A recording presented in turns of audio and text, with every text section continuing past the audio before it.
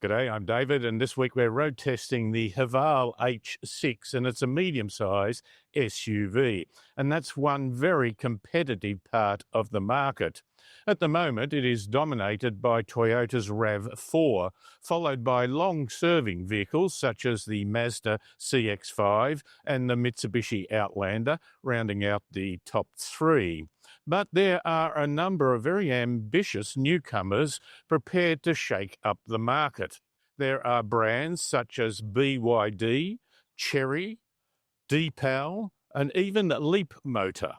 And one that we went to where they just brought their second model onto the market just recently, and that was Geely with their Starray model. Now, the Haval, this model now comes with two spec levels, variants for the different features that you can get with the car, and four powertrain variants. Now, we are testing the Hybrid Ultra. Now, that's the most features, but a middle spec powertrain, being a traditional hybrid, not yet the plug-in hybrid, and they have one of those even up to an all-wheel drive version. So we will be looking at the new outside, the new interior, which they say they are striving to be simple with. I like that trend. It is not going to aim for bells and whistles that become so complicated to understand. And we'll also look at the powertrains and how it performs on the road. So let's see how it stacks up. So we've got a new exterior to the model, and they talk about a cascading front grille with various levels of black and silver. I actually quite like that. Sometimes things like the Mazda are all black, and I think, well, they've got different shapes to them, but the overall impression is a black grille. Now, of course, this comes with a petrol and a hybrid and a plug-in hybrid, so they're going to keep the big grille. They're not going to try and duplicate for a plug-in hybrid a more EV-looking car, as we saw with the Geely just recently, which only has as its brother an electric vehicle, so the plug-in hybrid can have a more continuous bonnet down here and not needing so much of a grille. Now, Haval has a number of ranges of cars, some of the big, almost blokey sort of vehicles like their utes and one of their big SUVs they call the Tank. But it also goes down to some mid-size SUVs. In this case, they make no apologies for being strong and bold in their look, including daylight running lights, which they put vertically in order to keep this sort of large nose front to it. That's their line. Now, they say they haven't changed the lights, but they use that great PR speak. They say they seamlessly go into the grille. But nonetheless, I think it looks what it tries to do. Down the side, 19-inch wheels, 225 in width and 55 ratio tyres. And I think that's pretty good because it's not so super low ratio that it makes for more noise. The only thing I would say is it just does seem, and we'll see it from the side, to be quite a gap between the wheels and the rest of the rim. Now, the thing down the side that they try and make a very strong feature of is having these clear lines here, very strong crease line here and over the wheel. But also there's a strong waistline that continues down the length of the car. But making the side, which they want to say gives road presence, I think they're mainly doing it with here, again, a very strong sort of change of surface approach there with this strong line and this strong colour all the way to the back. Oh, by the way, the mirrors are heated and that for getting rid of the frost in the early morning. So at the back now, see again, I just think that's noticeably high. I don't think it spoils it, but it just, well, perhaps makes it look like it could go off-road if you wanted to. And the lights at the back here, it's almost got little confetti on the inside reflective part of that. But there's a very, very significant thing around the back here.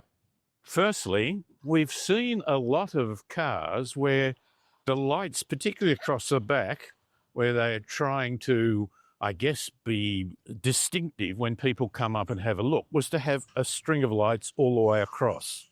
They've decided not to. And to a degree, I think that's a little bit more elegant rather than lighting up like a Christmas tree.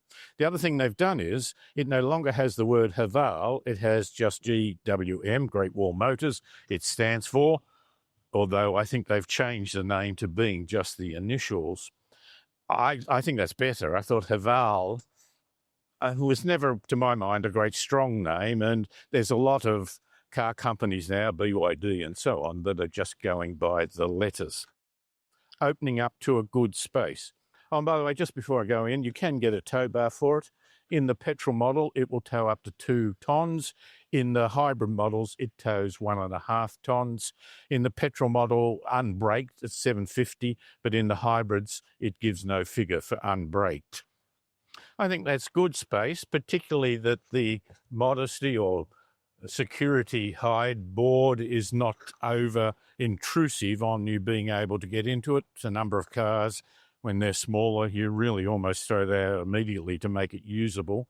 With some good clear use here, if you do want to pack it up, it's 560 litres with the seats up and 1,585 litres when they're folded down. I think as an overall package, that's quite good. And by the way, in the up-spec models, you do get a 12-volt power plug in the back end. If you value independent journalism or simply enjoyed the video, please support the channel by hitting like and subscribe.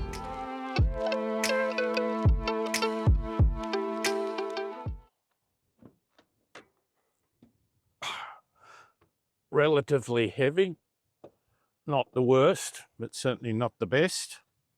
So we've clearly got an internal combustion engine and a hybrid powertrain. So with just the petrol engine, you get about 170 kilowatts and 380 newton meters of torque. That's pretty good, but the hybrids really start to bring in massive torque figures. Now, this is just the straight hybrid one with a 1.5 litre engine, and it comes up at 540 newton meters of torque. That's an awful lot. But if you go to the plug-in hybrid, which gives you the opportunity to get more power and get more going, you get 240 kilowatts and 540 newton meters of torque, and that's just on the two-wheel drive. If you go up to the all-wheel drive, you get 268 kilowatts and, wait for this, 760 newton meters of torque. I've seen big V8 diesel utes that wouldn't be unhappy with that sort of torque figure. Look, there's great room in here, and among other things, and I've tried it out on that side too, that I can get my feet well and truly under the seat in front of you. It makes all the difference of not making your legs up around your knees. I get a little bit of support there. I've got vents that I can make use of, and I've got a number of ports, USB and USB-C. I have some pretty good layout, including I can feel like I'm sitting. Oh, I hadn't locked that in place. It was easy to put up, but I've got to just make sure it's locked in place. And with the huge sunroof, I feel that this is much less of a cocoon feeling, a much more open, airy feeling. I've got some good room. We know we're always going to be blocked by headrests, but I do get a certain sense of clearness there that I could travel a long distance. And of course I have tinted windows in this up-spec model. Here we are in the Haval H6. I'll crank it up. I like the fact that I've got some of the controls here are just a quick press button away to bring up the screen. It's within reach. I feel that I can do it. And they said that their intent was to make it simpler. And gee, I support that. that you need a car that you can get into. Even if you become familiar with it, others may drive it, and you don't want to have to be trying to remember something in order to make it work. There's just a few little things about the car that help along that way. I know this sounds silly, but the control of the mirrors is just a standard dial over here. I can pick it and move. You might say, surely that's standard in most cars. No, there are some that you've got to go into your screen. A very big screen here, but it's also tall. We've talked about that in some cars where that helps with the navigation map, I believe, which usually has you following from the bottom of the screen or mid-screen up. And so that shows you enough of that forward-looking space.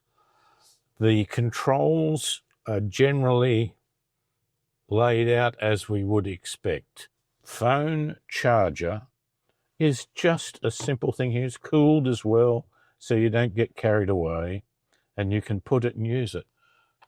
It is an indication that we have failed in interior design when we have to try and buy a little clip thing to go on the vents here to put your mobile phone. And by the way, it wouldn't work here because of this protrusion that comes out here.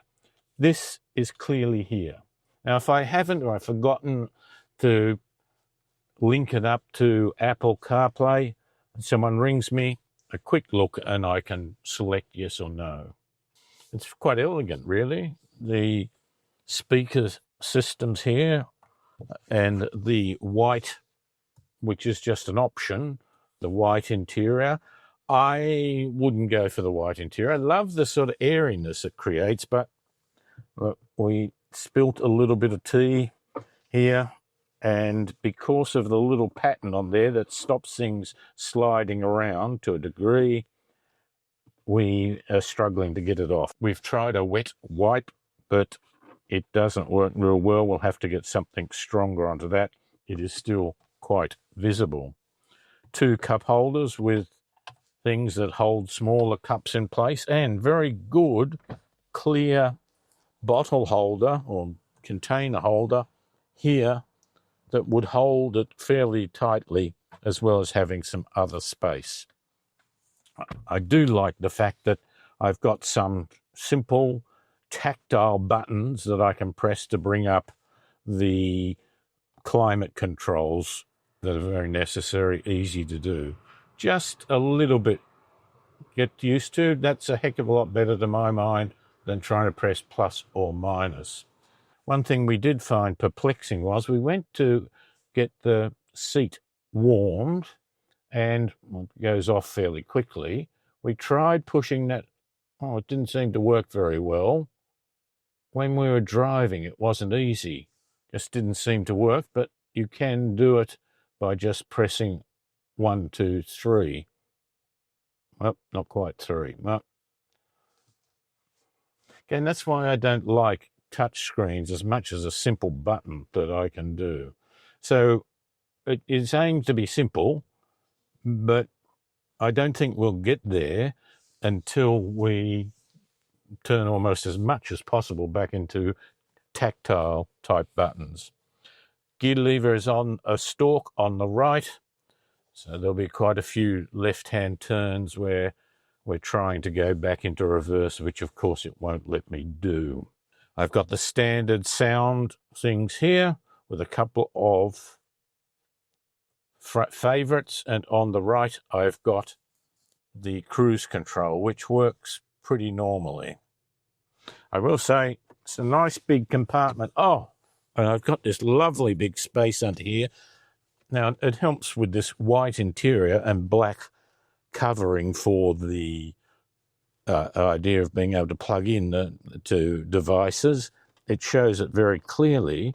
There's many a car, I've almost got the manual out to try and find it.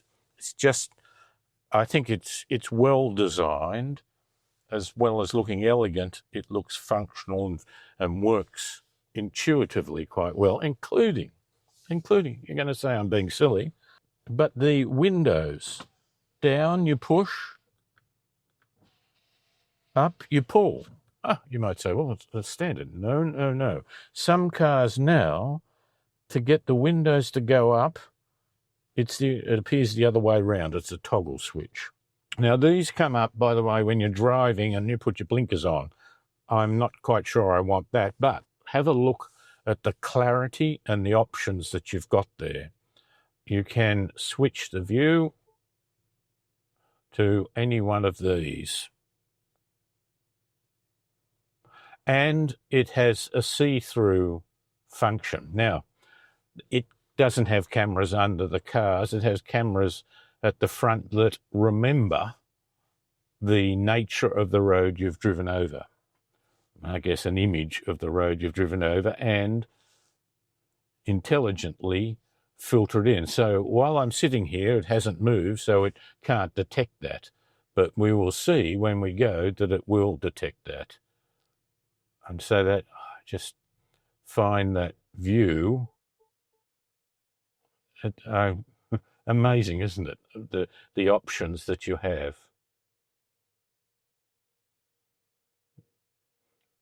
See, now that will give me very close parking. And at the front as well.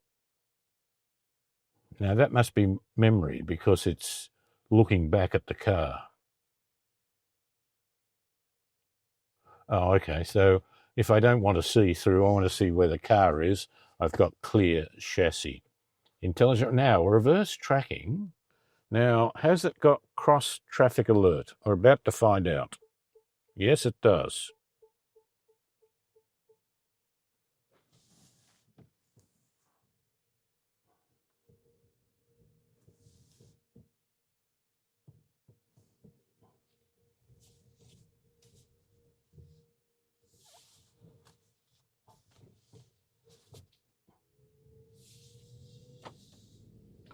Now, one of the things is, I think it's making an artificial noise when we're at very slow speeds, which sounds like the bearings are running without oil a bit, or an electric motor that perhaps needs to have maintenance. It's light steering, but it feels pretty good. Feels a bit electric, as they do. Now, I have a head-up display that is standard in the base model as well. Great. I don't know if you can hear that, but it's clearly a noise. It's almost like there, I was going slow, was going around a corner. It was like something was not quite rubbing, but sort of perhaps in the steering mechanism, it was a place that lacked a bit of oil. Now, as soon as I turn, there we go. Now, as soon as I turn the blinkers on and go down to a certain speed, it'll bring up the camera angles.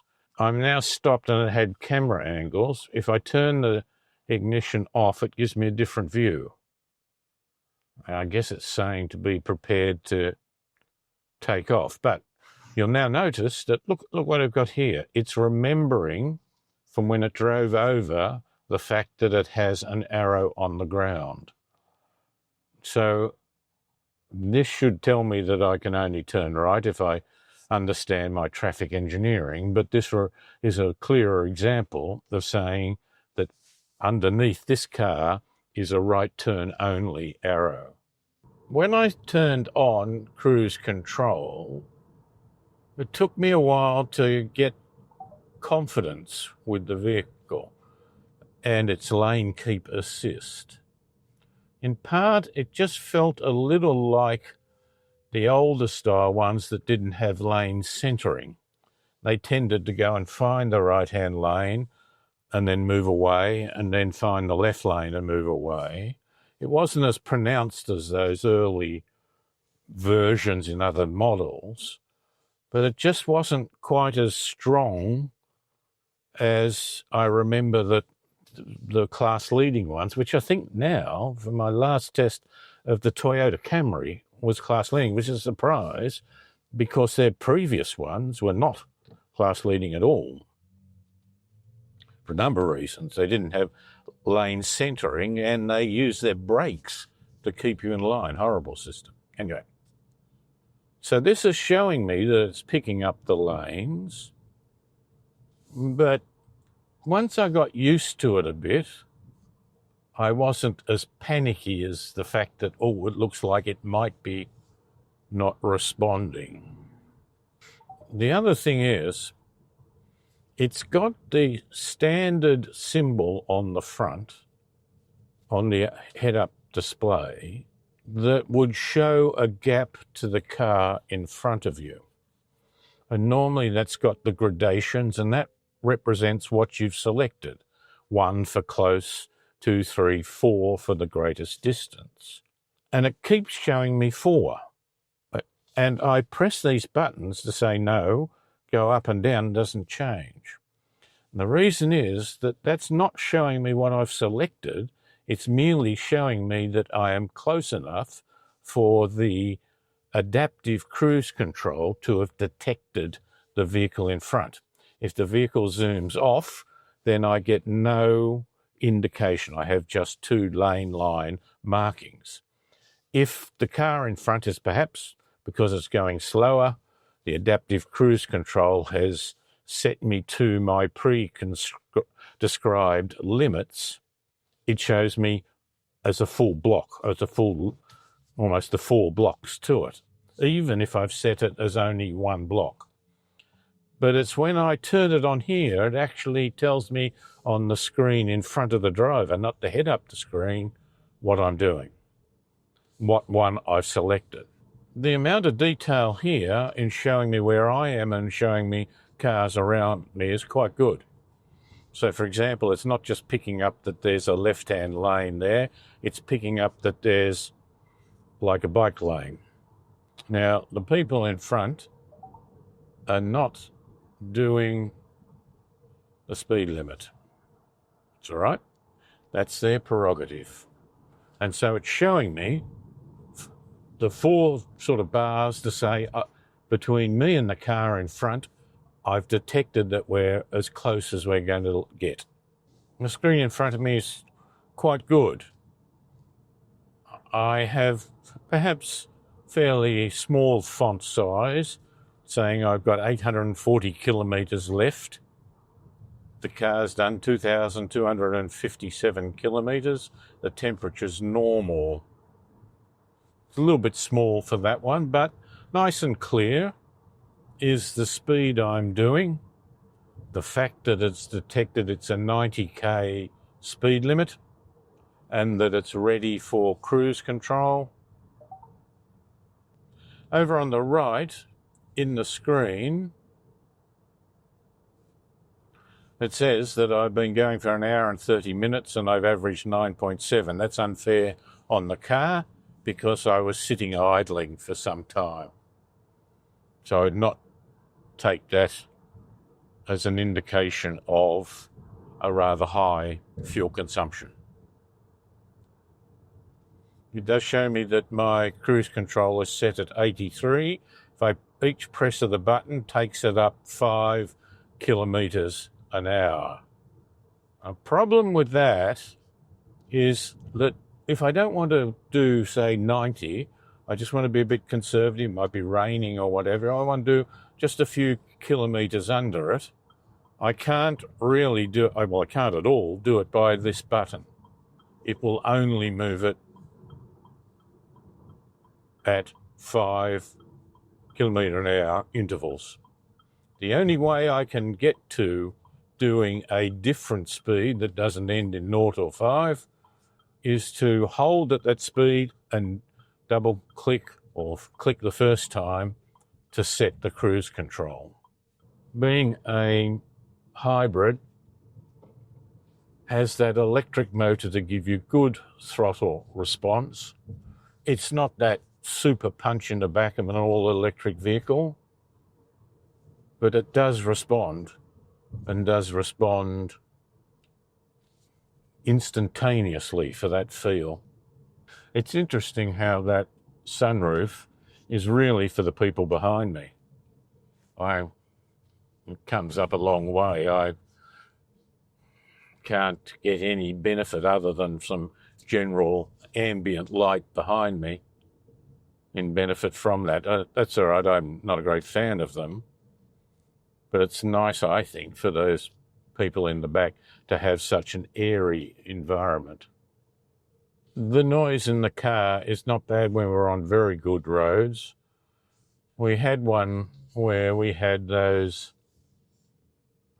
tar with aggregate rolled on it, sandpaper type roads, we call them.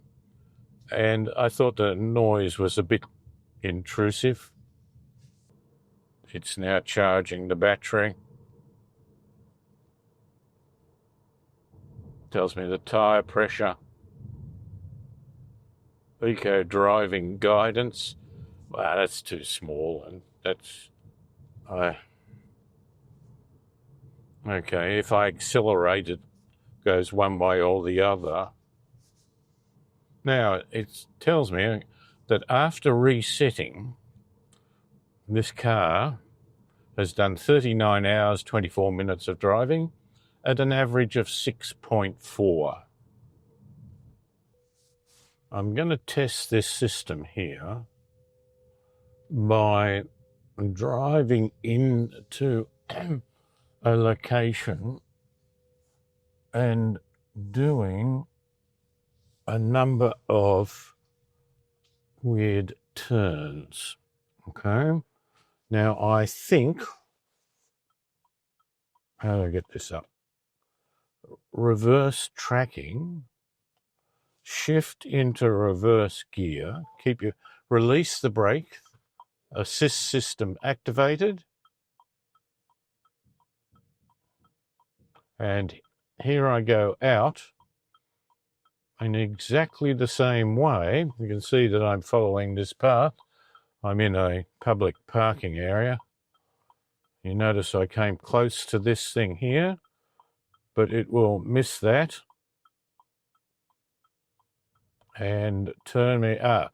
I think it goes to 50 meters.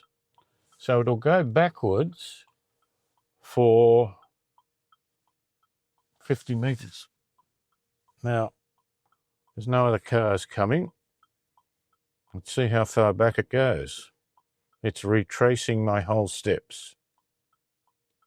It's got my flashes on.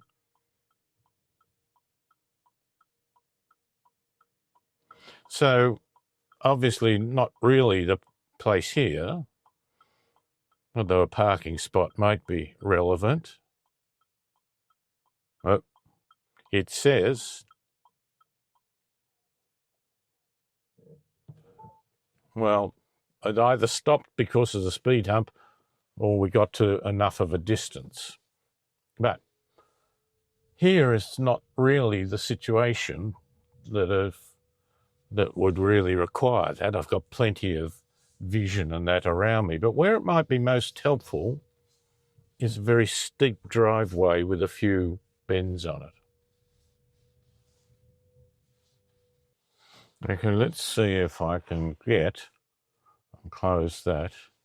Now I'm in lane assist and I've got it turned on and I want it to keep that. I don't want just a warning, but I don't want an audio. I want it to vibrate, and the sensitivity, emergency. I guess that means if I go significantly out of my way, it might do that. Smart dodge. I think that's when the intelligent cruise function is activated and the is about to overtake a truck on the road. It controls the vehicle to drive slightly away from the truck. When the vehicle turns at low speed, the image on the left and right blind spot will be displayed automatically. Okay. And I can do it at 15k or up to 30k. Maneuver emergency braking, loss of stability. The DSC function reduces yaw by controlling the steering, improving the driving stability. Okay, fatigue reminder. I didn't mind that because it didn't seem to be beeping at me terribly. Warning for pedestrians. Oh, I wonder if I change it, whether I'll get a different noise. Energy recover level. Well, that's my regenerative power. One pedal mode. Well, given that it's a bit different to be driving that, you don't normally get one pedal mode in a standard hybrid, but this has given me the choice. Okay, it's something in a screen that I might normally have expected on the little control here on my right. So having lauded that, I've got to go to the screen to do something else.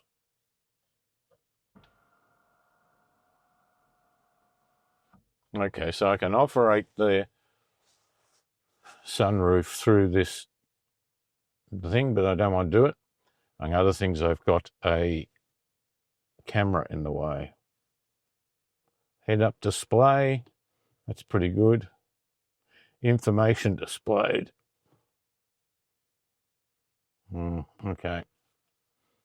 Now. Good. I can actually put that down. I can put that down quite low. I like that. A number of people find head-up display intrusive, so it's important to be able to get it as low as possible. And it's as bright as possible already. You're working out the head-up display. It shows you the sort of things that it will come up with. Okay. Now, I haven't got those in front of me now. You can't see it, but because I haven't got the cruise control on nor the navigation. But it shows you where they would appear if that's what you select. Information to smart drive. It does show me without smart drive what it looks like and without navigation. So if I remove those two, I've just got the speed. Now I've got cooled seats by going down here, haven't I? Now up here, well, that's on that side. I can do this on my side. Have your own thoughts? We'd love to hear them. Good, bad, or in between. Have a chat with us by dropping a comment below.